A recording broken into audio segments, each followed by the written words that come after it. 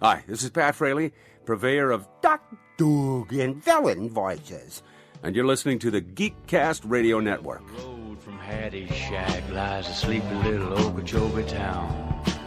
Talk a swamp with your Hattie, lock you in when the sun go down. Rumors of what she done, rumors of what she do. Hello and welcome to the Comic Concierge Podcast, the podcast that believes that comics are for everyone. The key is finding the right one. This is one of my concierge episodes, but it's a little bit different as we're continuing our look at the series Harrow County. And joining me on this adventure is Matt Stewart. How's it going, man?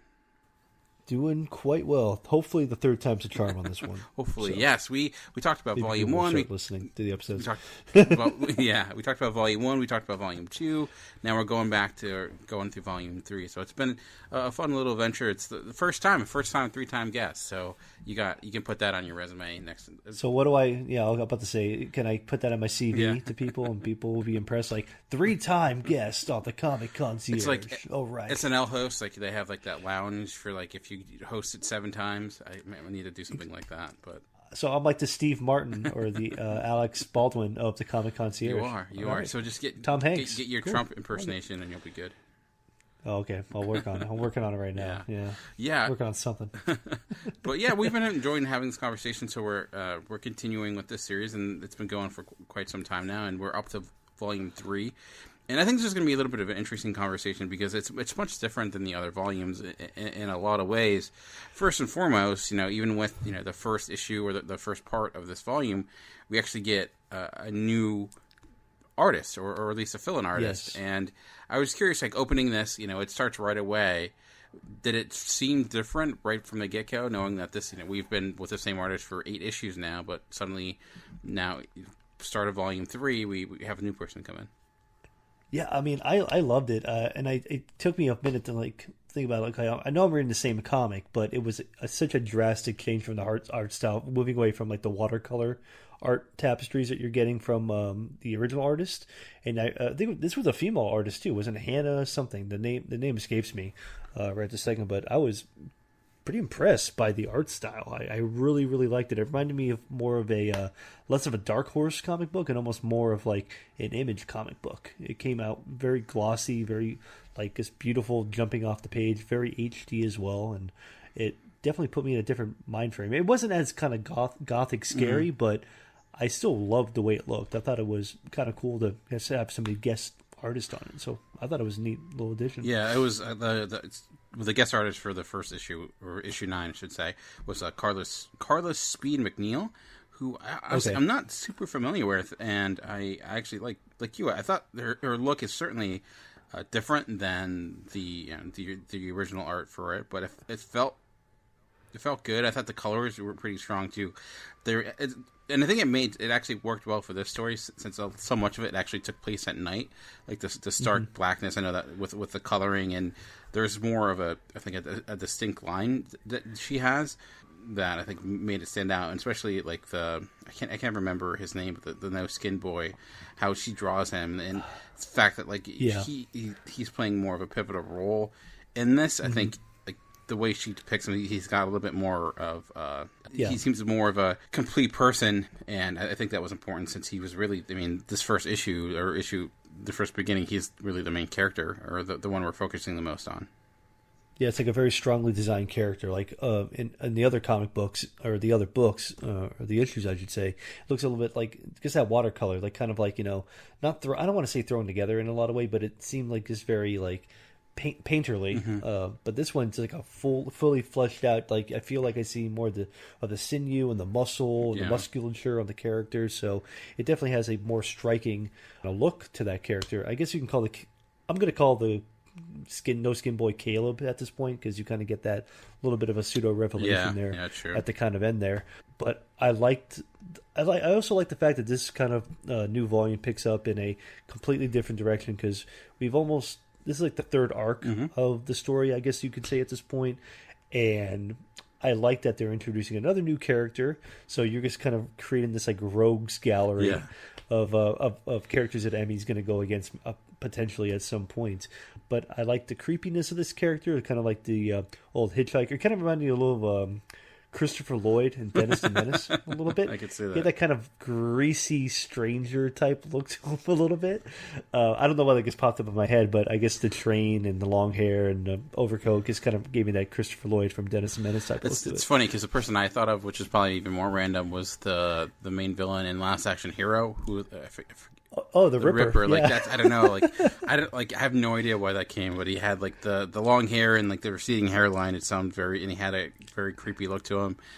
Certainly has a really great introduction. I love like the first page. It's this like midnight train with like glowing eyes hidden within it, and that he hops off of it. It's just, I don't know, it's a great introduction just to know like something is up with this guy within only a few pages.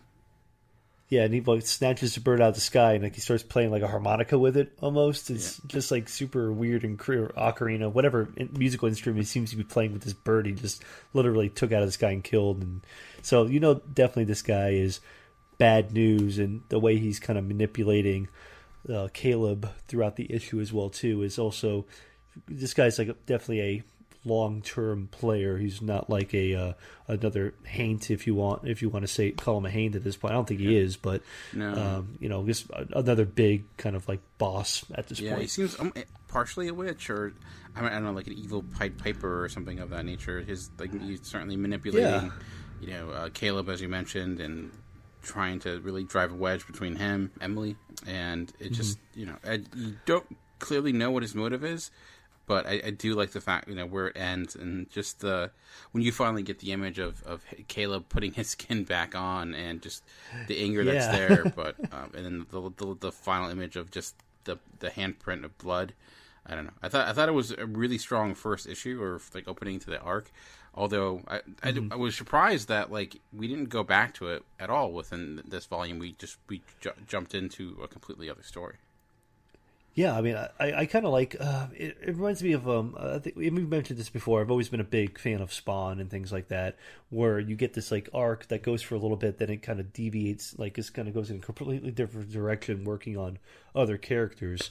And I think it's important because you came out of two reasonably very strong arcs, and now you have to really redevelop, like, something that like Emily's going to go against at some point. So you have to kind of, it's a little bit of a slower third volume in a lot of ways, because it's a lot of little small side stories and just kind of character development as a whole. And I know people like long arcs in comic books, but I do like that this one, it was concentrating on Caleb and the new kind of stranger guy. And then in the second one, we got the whole witch coming through there, like another new character, which is good or bad. And like you had those two issues kind of like, you had a beginning and kind of end a little bit there, but then the fourth, story, you basically get a completely different thing and a new artist as well too. So you get a lot of new artistry in these 4 issues at least. Yeah, and I gotta say, like the art in the 4th issue, or the issue 12 by Hannah Christensen, I thought like the art itself was good, but it just felt kind of almost out of place for this book in the sense of like this had such a different look to it, even like the color palette, it was like I was looking at a completely different world than what we had to this point. And even Emily was drawn, I felt like a little bit older. It was hard to get into that story as much. Like that art by itself, if you just gave me that book, I thought I would think it's fine, it's suitable for the story. But for this, it just seemed it has such a distinct look to it that is so different than everything that came before it. It just seemed a little bit out of place. Like I could see this being a one shot, but like with it, we are telling a story here. It felt, it is itself an offshoot story. That's not what came before, but it was it took a little bit to adjust to with that story. Yeah, I mean, maybe they were doing, the only reason I could think I know artists like to take off, they like to take breaks, but you did have the artist run through, 8 issues in a row of his art style. Only did 2 issues on this particular volume right now, but maybe it was done a little bit on purpose to kind of say like, yeah, Emmy is kind of like in a strange new place, so you purposely kind of did a strange new art style with it, because she's not in Harrow County in this one. She's in a completely different, like she's almost like a Ghostbuster. Sure. in this fourth issue in the volume. So maybe I'm just being too kind or thinking too much into it. That could be a reasonable argument, I can have for somebody who would say like, oh, the art style's different. Like, well, she's in a completely different kind of, she's out of her element. So you're out of your element. So there could be a little bit of a psychological tug there potentially. I know it's tough because obviously, especially with an independent book and artists, it takes a lot of time to get it right. So I don't necessarily it was a bad thing. It was just something that was certainly noticeable because that first issue I thought the art fit a little bit more. It was obviously different, but I just thought it was an interesting choice aesthetically to go with it. And I thought ultimately the story worked and it worked for the story it was telling. But it's just interesting when you put it all together. It's kind of just the means of telling comics. Sometimes you gotta make do with what you have. Yeah, I mean, and that's kind of my like an overarching problem sometimes I have with comics, and this is to even get more off topic, not even talking about Harrow County, but other comics in general, is that if I don't really like the art style in a book, I'm more apt to not want to go beyond one issue or two issues. Like, to me, that's a big thing where, like, the story can be fantastic. Like, let's say Batman, or what is it, the Grant Morrison book from Batman, Arkham Asylum. Like, I understand that it's a beautiful looking book, but it's like looking at a painting for 100 pages or something like that. There's minimal dialogue. The art style is sometimes it's a love it or hate it thing, and I know people like laud it as like a masterpiece, and I own the book myself because I do think it's very good. However, this is kind of like my argument with like the art has to be just as good as what you're putting on the page. That's why I always thought like Capullo and Snyder were a great combination on the Batman books, because I love Capullo. I love him going all the way back to Spawn, and then Snyder, he always writes great dialogue, and he's a great writer for comic books. So it did, like you said, it kind of took me out of it for this the fourth issue in the volume, just because it was such a drastic change from what I was seeing. Like I was seeing beautiful artwork, then I was seeing more beautiful artwork, and then I saw, I mean, Beauty's a United Beholder. I'm sure people love this art style. I mean, I'm not going to take that away from anybody, but maybe it's just not for me and for you and for other. It's just kind of that thing. It took me out of it a little bit. I've read a lot of comics that have a very similar style to it, and like you said, it's not necessarily. It's about matching the story you're telling, or the especially if you're telling a long form story, the aesthetic, so it kind of it flows naturally, and it's challenging because you're trying to get artists that work. Sometimes that may not happen, or Colin Bunn could ultimately just really like the artist and thought he was a good for the story. And I think separately from this, like if I just read this issue by itself outside of this volume, it probably would have been fine, but. It's just it's like watching a movie and halfway through, like you completely change the cinematography, you completely alter like the color palette of the movie, and like it's like it just looks different than everything you've done before, especially with a comic, because it's a complete jump. Yeah, but to get back to kind of the really, I feel like the meat of this volume is within the two issues in the middle where you get an introduction to another witch. And it's more of it's felt like a classic folktale story surrounding these copperhead snakes. Again, this is one that's not even really dealing with our main character at all for these two issues for the most part. How did those two issues work? I thought they were fantastic. I love the arc. I like introducing another character that kind of has like that gray area where, I mean, come the end of it, you kind of figure like, okay, she is probably good because she's working against this other witch who was like pretty much a snake talker or a snake charmer in so many ways. So she became like this one collecting all these water moccasins and everything and putting them in jars because they're evil. And I do like this kind of progression too of Bernice's character doing, like, maybe she has some powers that we don't really know about yet too, so she could be a bigger kind of influencer coming down the line. So you are giving, like you said, there is a lot more meat on these two issues because you're kind of building, the other side. Like Emmy, I feel like we're pretty built up. We kind of know a lot about her already, so let's concentrate on these kind of ancillary characters that could play a bigger, they're bigger pieces in the chessboard, if you will. So I do like that. I like the folklore that you're talking about with snakes charming and things like that, and the other witch and things. I mean, and I guess kind of it worked for me a lot. And plus, going back to that watercolor style, it seems like a cohesive part of the overarching story as well. Like it feels like it's cohesive to the first 8 issues type thing. So there's maybe they're going to do something like that. Maybe they feel like the main art style will be cohesive to like the main story, but these other little kind of snippets of Caleb and the stranger and the haunted house is, not a huge part of the story, but I'm sure it will be at some point too. Yeah, that's a good point. And those two issues do a lot that I really love about comics when they do it. And Jason Aaron does this a lot with his books, where he'll spend some time with those tertiary characters and round them out, give them more character, like a Bernice. And I think it makes it a stronger book, because now she shows up and later in the comic, like, you feel like her, she's more of a complete character.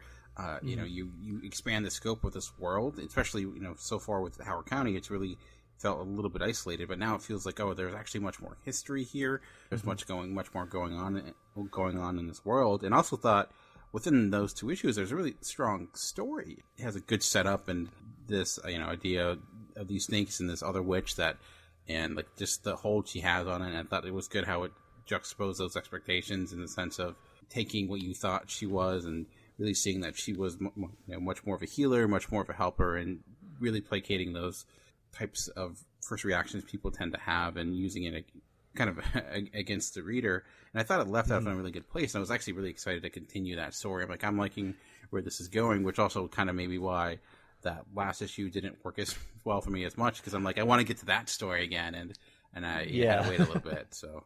Well, it's like the ultimate to be continued, because they essentially just leave it as, to be continued. Oh, the next issue, nothing said about it. We're going to a different place, and there's a haunted house and everything that goes along with haunted house stories and everything. Yeah. So yeah, it was like that is a good, like, great storytelling that he's doing, where it's like, yeah, you're going to get more. You're just not going to get more yet. So sleep on this and see what happens to Bernice and the witch and everything that kind of goes along with that. But I liked it a lot. And it's world building too, because at least they're going to another part of town too. They're going, what was it, the Holler or something like that? Like the other section where it's like, this is like the place that kind of time forgot. It's almost like a little caravan village and things like that. So I do like that you're growing the world around Harrow County, or the greater Harrow County areas. So I do like that there's a bigger world being built as well.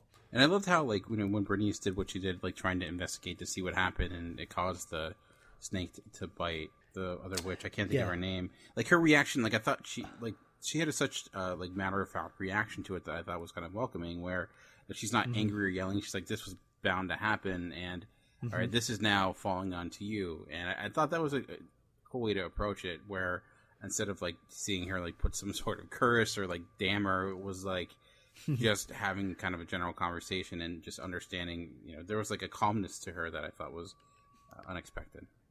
Well, flip that expectation on your head, where it's like, she's, like, messing around with these snakes. She has to be bad. Like, if you deal with snakes, you are a bad person. But she's like, no, it's like, I'm actually collecting these snakes to stop bad people. So I do like the fact, like you brought it up earlier, like, kind of switching, like, flipping it completely on your head of, like, your thoughts and feelings of, because everyone's like, this witch is bad. She obviously killed this guy who got bitten by the snake earlier on, and he walks out like, I don't know what his deal is. Is he healed? Is he not healed?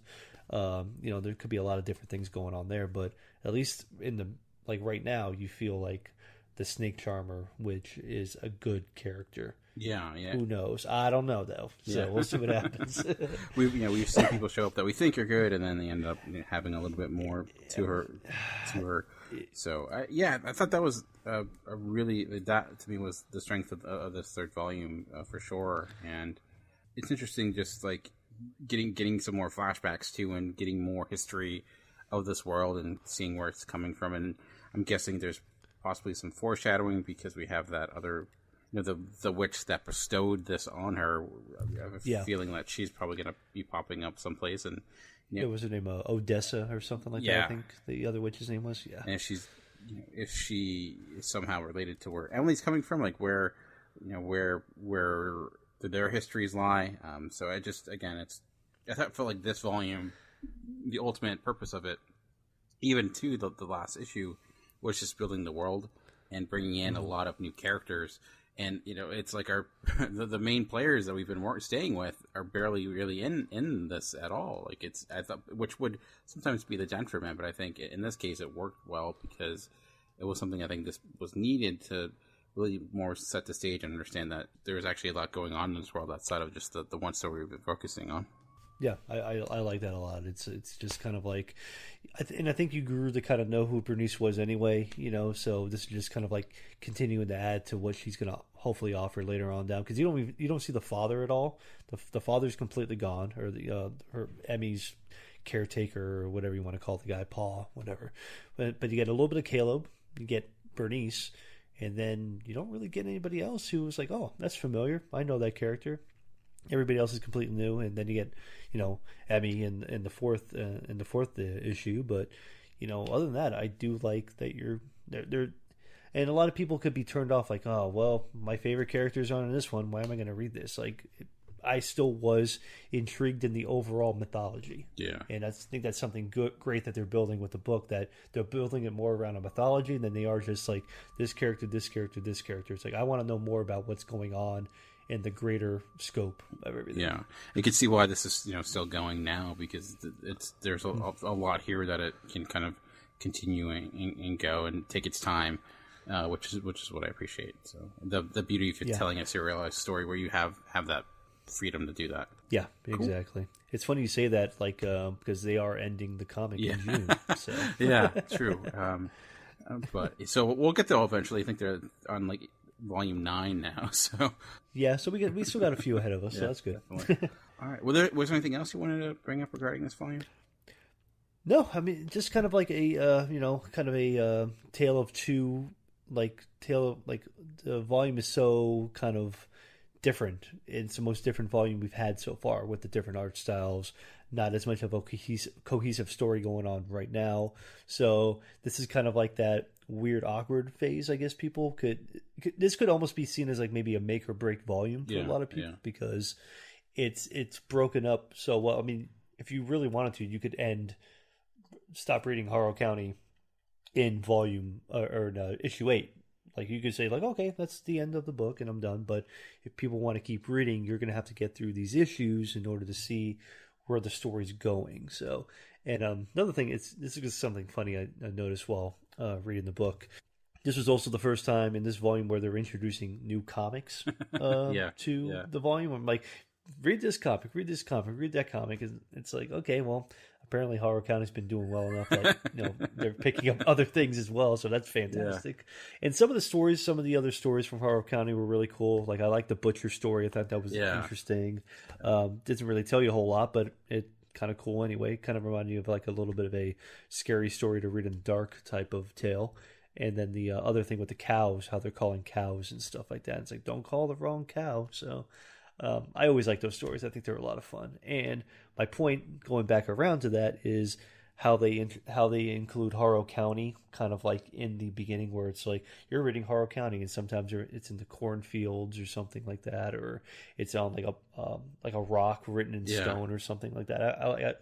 It kind of reminds me of Atlanta, the TV show, how they're always including Atlanta in different things for the titling. So it just kind of gave me that same feel. Yeah, I liked especially the opening issue with in the stars when you're that the train is coming. I thought that was a really good opening page. Yeah, I mean, it's kind of like a Where's Waldo, almost like, so where's the title this time? I'm not sure. So I love how they do that. I think it's really, really neat.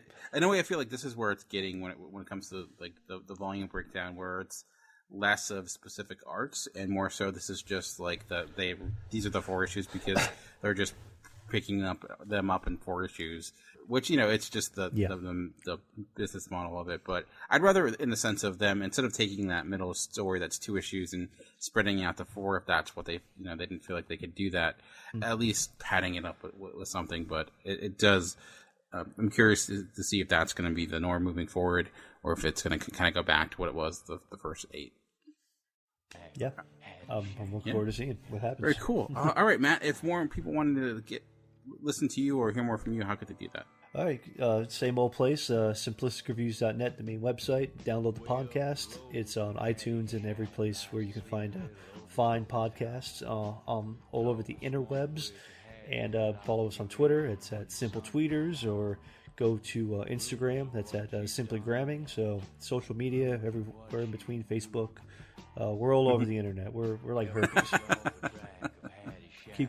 We keep coming back to you. You can never kill it. It always comes back. You can never get rid of us. I don't know how to follow that, but if you also wanted to hear from this podcast, just go to Geekcast Radio or nerdly.co.uk. I'm also on Twitter at Movie Revolt. The podcast, Comic Concierge, is on Instagram and Facebook. Just search Comic Concierge Podcast. And if you want, go to iTunes, leave us a review. That'd be great. The more reviews, the better. The more viewers we get. But that'll be it for this week. Remember that comics are for everyone. The key is finding the right one. Until next time, thanks for listening.